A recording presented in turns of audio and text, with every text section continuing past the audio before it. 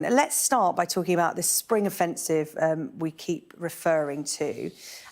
What does it mean? Where are the key areas of concern? Because we know that fighting is ongoing. So what happens come the spring?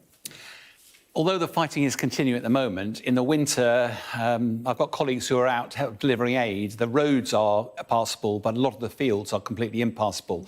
That means manoeuvre warfare is really, really difficult. But come springtime, when the land hardens up again, spring offensive can start. So both sides are expected to launch major offensives. Now, let's be clear, I can't get inside Putin's head or Zelensky's head, but from a military perspective and discussing with analysts, we can have a quick stab at what's going on. From a Russian perspective, Putin's focused on the special military operation, and that seems to be around the Donbass and the Crimea.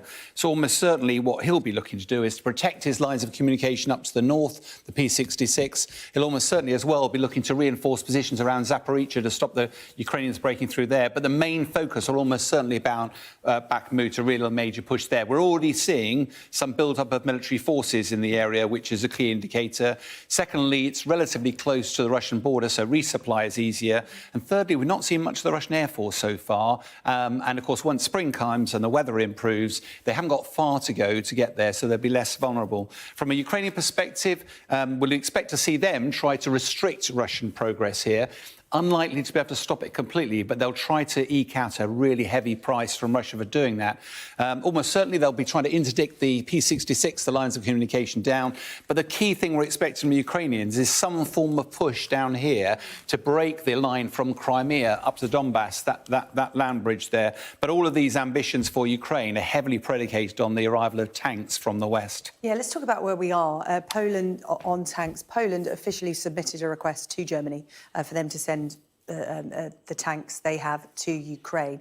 We're hearing reports that Germany could approve that by the end of this week. But it's not just Poland. The UK have committed, and other Eastern European nations are hoping to. Where are we in the supply chain, if you like?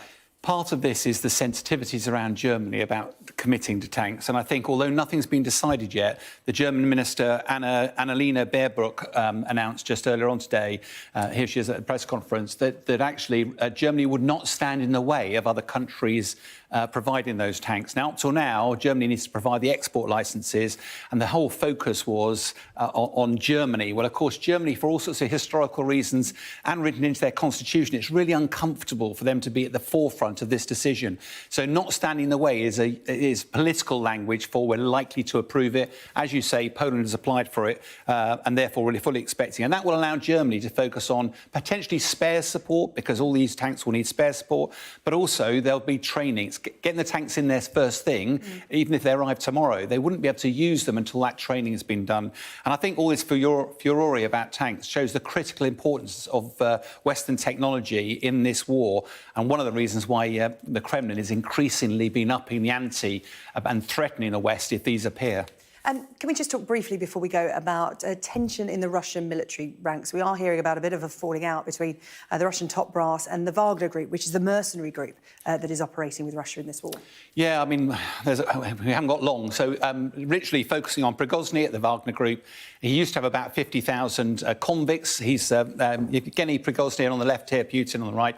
50,000 convicts, apparently down to about 10,000 now. Huge casualty rates, some of them being captured, some of them have just run away. There was a time when Putin, it was useful to use the Wagner group. His military forces had stalled, the Wagner group took the lead, made some progress, but at huge cost. But also Prigozhin started to get ideas above his station. Now they've got Gerasimov in, the new Russian general. He's now much more focused on delivering military effect. It appears that Yevgeny's days are numbered.